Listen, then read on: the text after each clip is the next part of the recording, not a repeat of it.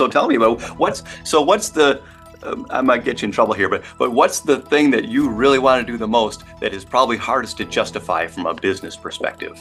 Do the most that's hardest to justify. Oh, I love that. Well, that has to be what we refer to as the cislunar economy.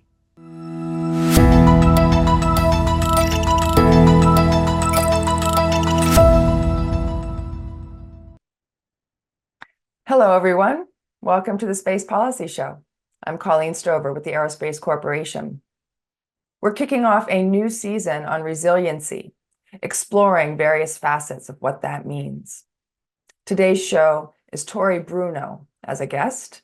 He's president and CEO of United Launch Alliance. And leading the conversation is Aerospace's own Randy Kendall, vice president of Launch, Missiles, and Mobility. They're going to talk about the state of rocket launch today and some exciting things being developed and tested for tomorrow.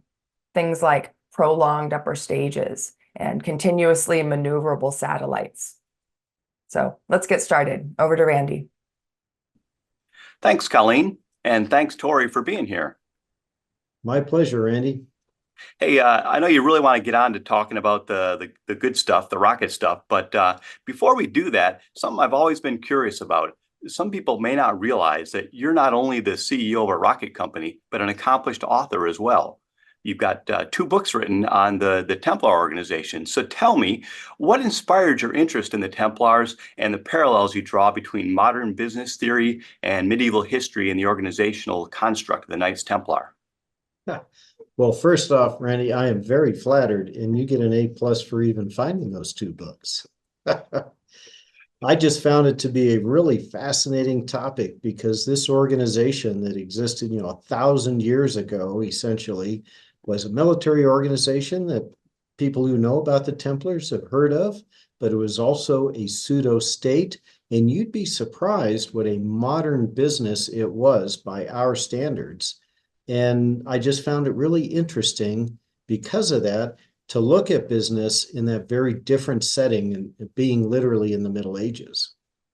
So have you implemented any of the Templars' practices into ULA? Well, believe it or not, yes. One of the really important lessons from their story is that your mission has to stay relevant. And sometimes the environment that you operate in changes radically, and you have to adjust your mission with that. The Templars didn't, and after almost 200 years, they disappeared overnight. And another organization that referred to as the Hospitallers, that were kind of a sister organization, they made the adjustment, and believe it or not, they're kind of still around today. It's kind of like ULA then, right? Oh, Atlas yes. 5, Delta 4 merged, now you're ULA. So Very you got much. another 180, I can't do math in public here, right? So ULA is 18 years old, is that right? So Yes. 182 years to get to your 200-year mark. Well, God, I hope not. I'd like to retire sometime before then. Hey, listen, before I promise we will get to the rocket stuff, but I know you've also done some deep thinking on a lot of other topics related to national security, for instance, China and their advancements in outer space and what that means for the United States. So can you tell me a little bit about your thinking there? Yeah, certainly. When we look at what China has, it's remarkable. They have a tremendously large and wide infrastructure, 37 rockets and 4 launch sites. They even have a version of sea launch. Many, many more people working in space and lift and satellites than we have in the United States. Lots and lots, however, weapons. That's the big thing. We see China weaponizing space.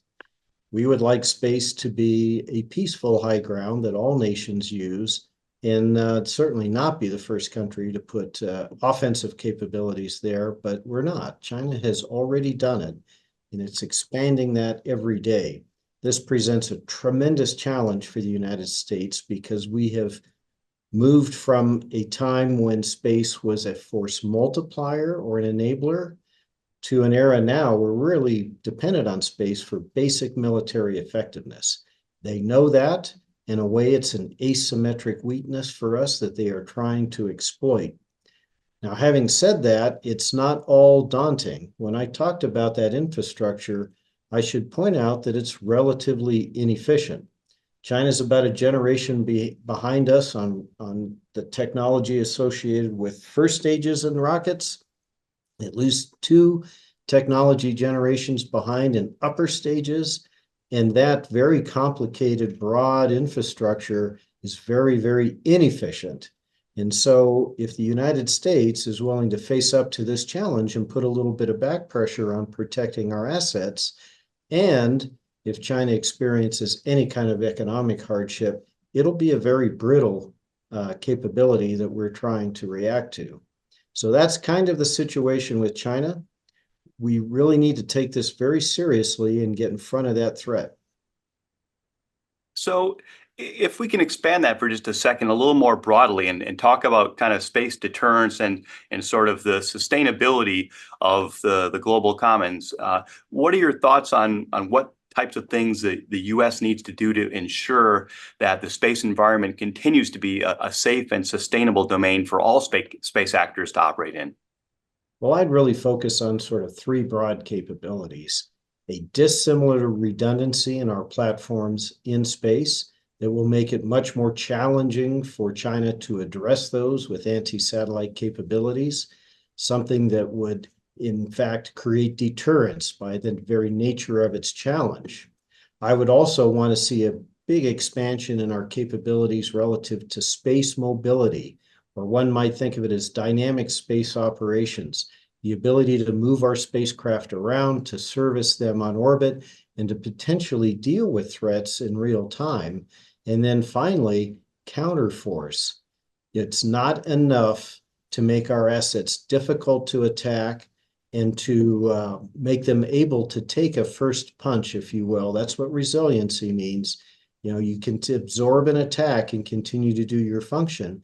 Eventually, you need to make the attack stop. And that's another area that we really need to put more emphasis into than we have been doing up until this time.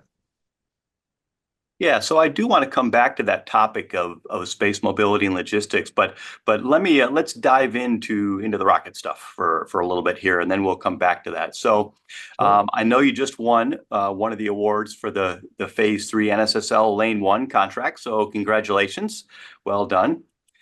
And you're still in the middle of competition for the Lane 2 contract, so I do want to steer a little bit clear of the specifics there. But tell me about how the Vulcan program is going and some of the status and where you are on that. Yes, very happy with where we're at, and we're super busy. We had our very first flight at the beginning of the year. We need to fly 2 times to become certified for national security launches, so we have 1 more flight to go. The good news is that first flight was almost perfect. You know, normally when you launch your first rocket, especially a heavy class launch vehicle, there's a certain amount of discovery, and you will spend about a year or more sort of fine-tuning the rocket, fixing the things you discovered. What we experienced on that Cert 1 flight was really none of that. One, I would call it a relatively minor observation that, Randy, you're familiar with. You know, we ended our first stage burn. It was supposed to last 5 minutes, about 2.5 seconds early, because we just slightly missed the thermal modeling of the aero heating that comes into that first stage fuel tank. And so really, you know, just a fraction of a sigma of performance lost relative to that. But I'm greedy. I want all the performance. So when you see us fly our second and final certification flight, which is currently expected in September, you're going to see some insulation down on the back end of that rocket because we're going to get that back. After that, we are certified to fly national security space missions. We'll start that right away. We've got a couple planned for this year on Vulcan. And then the other big news that's occupying a lot of our energy is we're significantly increasing our launch rate. And so we're ramping up. That involves a lot of investment in infrastructure at Cape Canaveral and our own factory, at our suppliers, and even more transportation because you got to get all those rockets out to the launch site. All of that is going extremely well. We're hitting our marks at the factory. We're expanding our capability at the launch site. And the way to think of it is, historically, we've got the one launch pad that we would fly Atlas off of, and one building. As you know, we call it the VIF, Vertical Integration Facility, that we assemble the rocket in and then roll it out to that launch pad. So it's kind of like one track. We're going to have two tracks. So we are in the process of converting another building into a VIF and another launch platform so that we'll be able to be building rockets simultaneously in these two buildings and running them down their unique tracks to the pad and launching them off into space. Kind of like a machine gun, one down and away and the next one down and away. And all of that is going very, very well. We expect to complete all of that physical infrastructure, both in the supply chain, the factory's kind of done, and the launch site before the end of 25. At the very beginning of 26, we'll have another whole rocket ship that we use to transport the rockets from the factory in Decatur, Alabama, out to the Cape or out to the West Coast, and that'll be all of it. So it's a big job. There's a lot of construction. It's coming near the end, and we're just pretty excited to start using all this stuff. So where do you see Vulcan and ULA going in the future? For instance, I know you have some pretty distinct views on reusability, but what's next for Vulcan? Oh, gosh, yes. So probably two big things. The first is, in fact, our flavor of reusability, which is to separate and recover the whole aft end of the first stage booster. That's the kind of reusability on a first stage that's appropriate for a high energy rocket like Vulcan. And I don't mean that the rocket has more energy. I mean that the rocket is designed specifically to go to high energy orbits, like the direct injection to GSO, for example, geosynchronous orbit, where we have to fly the satellite all the way there, still attached to an upper stage, and then circularize at that altitude. When you do that kind of mission, your first stage and your staging ratios are very different. The first stage will fly all the way to LEO altitude, all the way there, because it's going to drop off a fully fueled upper stage whose job it is to then fly out for upwards of 6, 7, 8 hours all the way out to GSO to do that job before letting go of the satellite.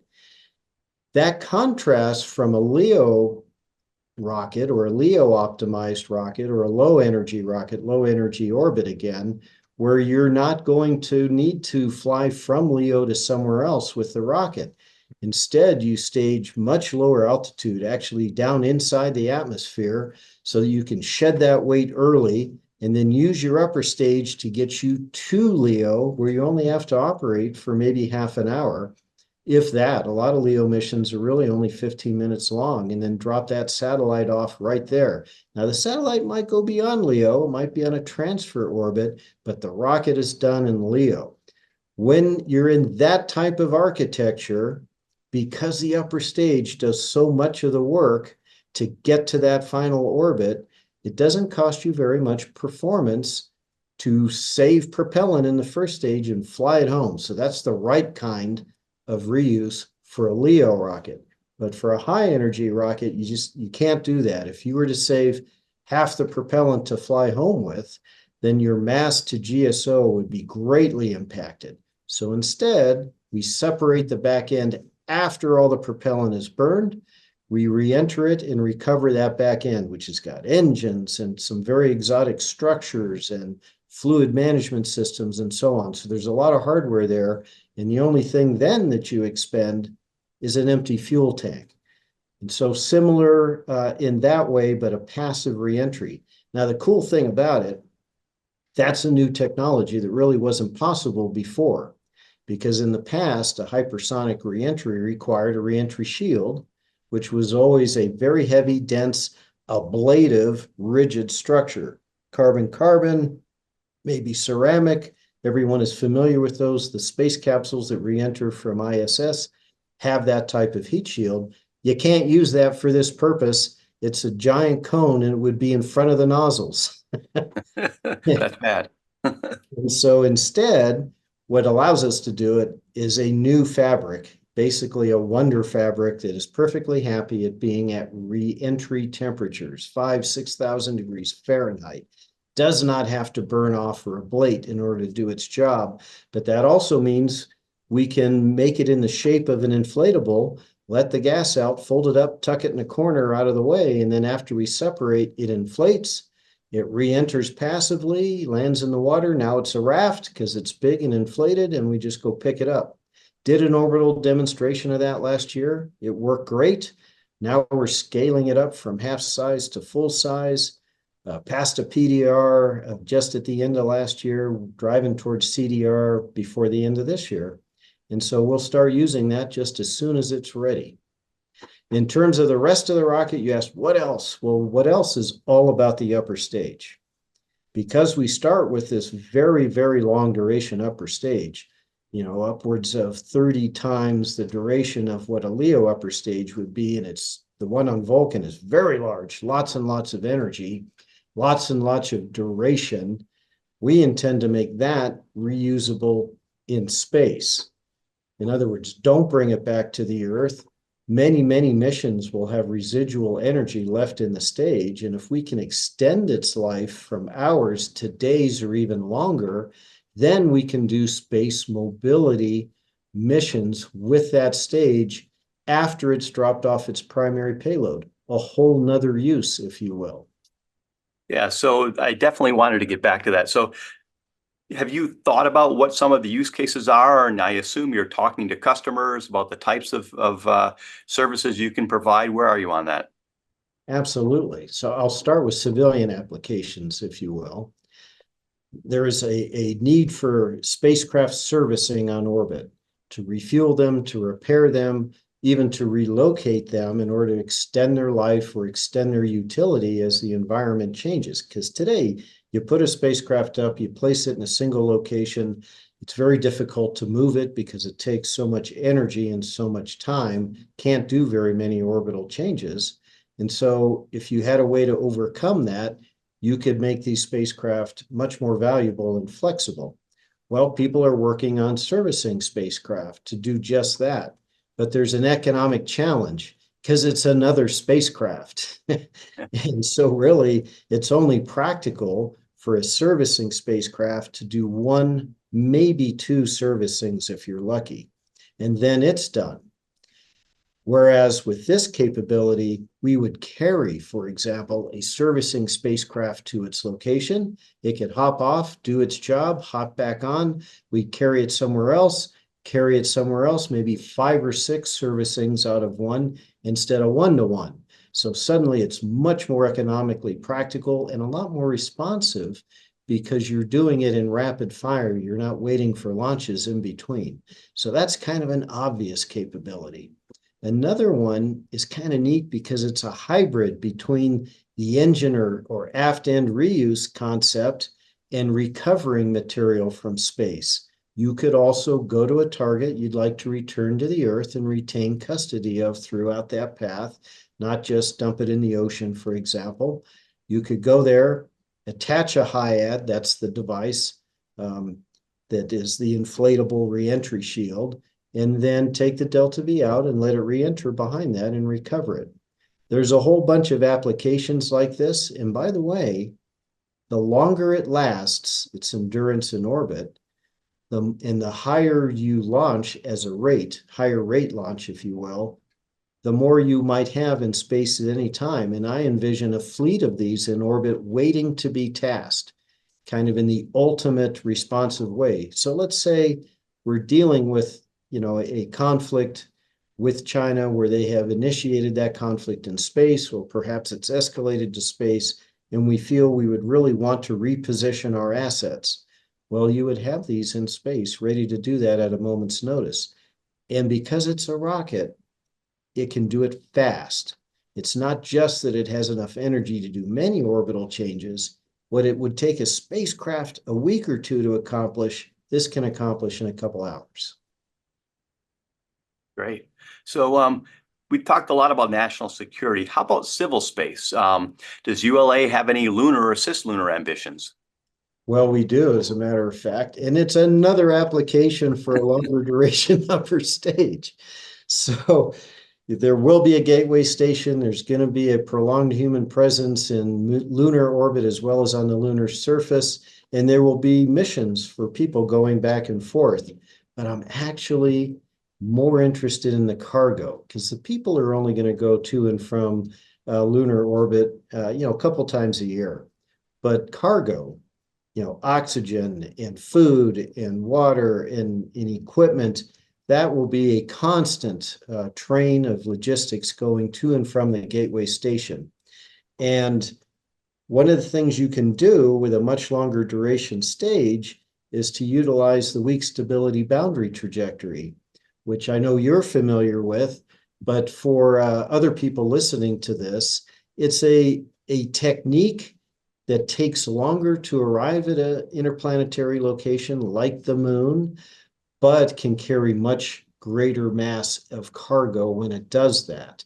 And if we're talking about a constant chain of logistics, a train, if you will, a convoy constantly going there, the time duration doesn't matter, but the mass of cargo does.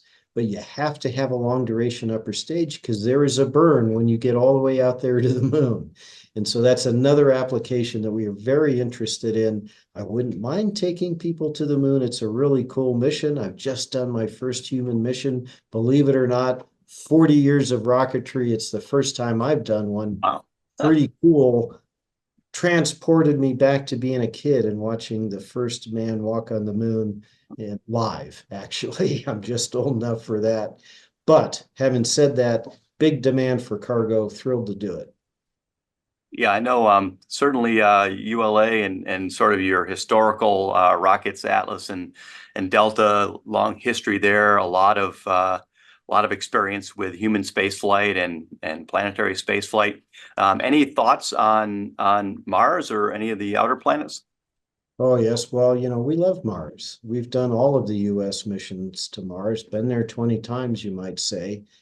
That is another demand for logistics out to Mars as we're doing human exploration there as well. In terms of moving people to and from Mars, NASA has a vision that involves a much larger version of the SLS, and other rockets will be supportive of that. We would certainly be happy to send people there, but I think the configurations we'll be working with, hopefully in a near-term mission to Mars, really will be better suited for cargo. So that's what we're positioning for. And any landers, those types of concepts? Oh, I have plans for everything. So tell me about what's the I might get you in trouble here, but what's the thing that you really want to do the most that is probably hardest to justify from a business perspective? Do the most that's hardest to justify. Oh, I love that. Well, that has to be what we refer to as the cislunar economy. And it is, again, an extension of this space mobility and logistics all the way out into a network, a transportation network. Think of it as a rail network through cislunar space to the moon and beyond, because as you are well aware, there's tens of thousands of near-Earth objects, or near-Earth asteroids, they're sometimes called, that are just tremendously rich in natural resources. Many of the things rare here on Earth are not rare in the solar system. They're only rare here because of the way our planet formed. And just there, like a week away from where you and I are sitting and chatting right now, are just unimaginable resources, an abundance that is beyond belief, right? More than 1,000 years of our annual production of industrial metals, more precious metals than have ever been extracted from the earth in all of human history. That's right there, a absolute changing event in the destiny of our species if those can be tapped.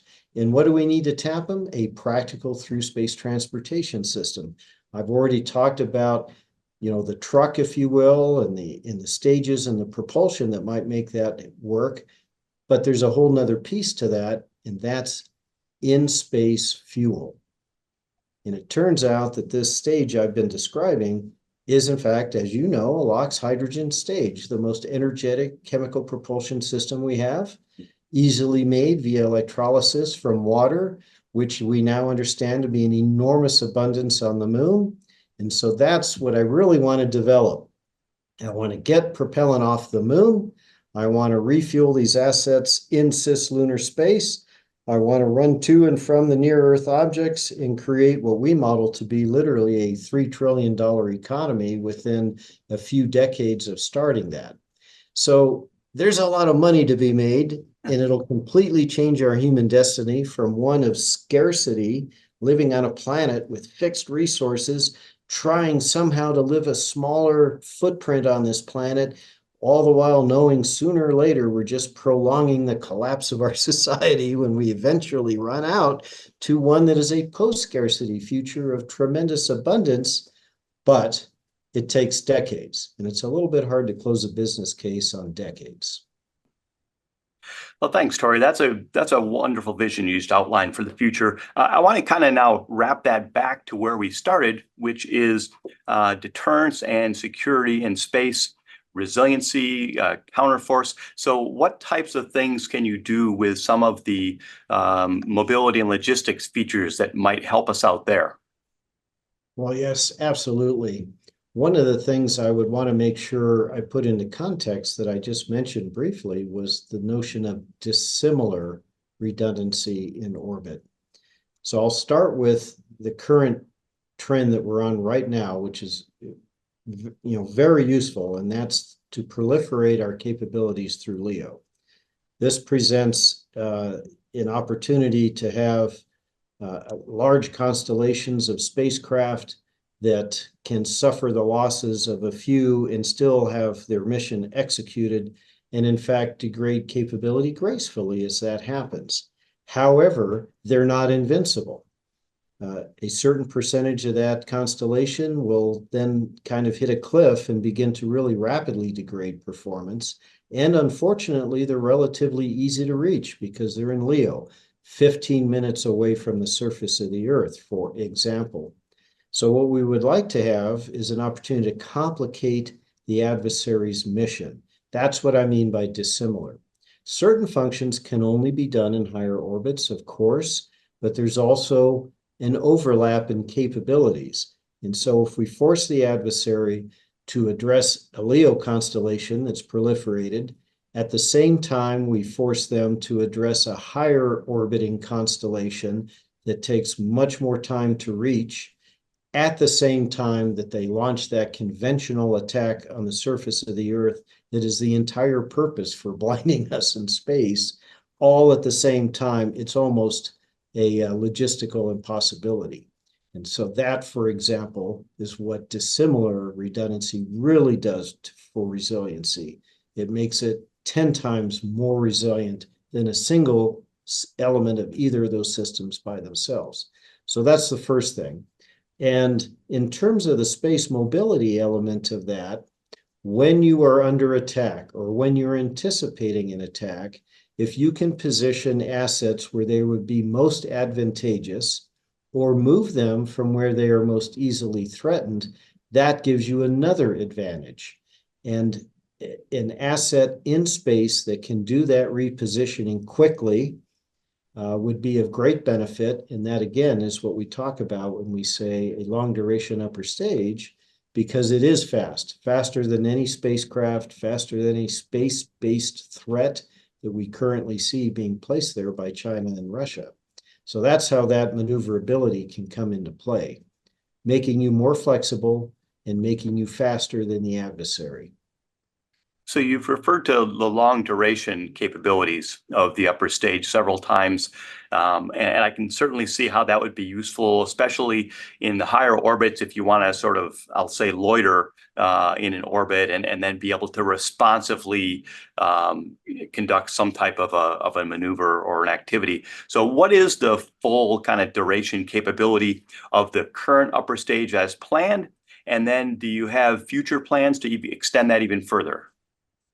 Yes, absolutely. Well, today, what you just saw fly on CERT 1 was about a 12-hour capability, which already makes it the longest duration upper stage in the world. We have a path to work that up a couple of days at a time to 7 days.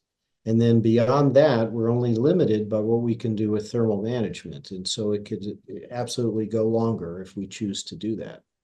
And that first increment is laid out into a program that we are aggressively executing right now.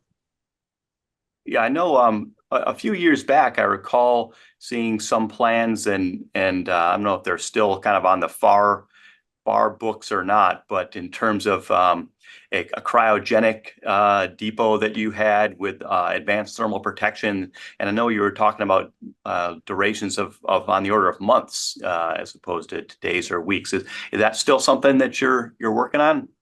Yeah, absolutely. The theoretical limit of this kind of technology would be several months, maybe as long as 4 or 5 months. Then it would have to be refueled if you were going to continue to use it, like we talked about a little while ago when we described the cislunar economy that's, in the near future. Fantastic.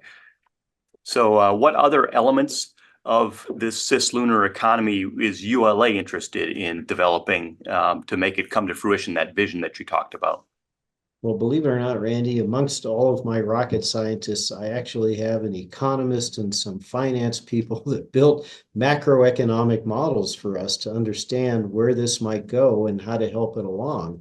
And it seems clear from that analysis, the first business in space will in fact be selling propellant and moving propellant from the moon to other places to be used. That'll jumpstart it. And then after that, we enable people to do prospecting and transportation, to do servicing, like we just talked about, even all the way out to the moon. And that economy grows and grows and grows. And over time, it's a great democratization of space in a way. Ordinary people will be there living and working because their jobs are there.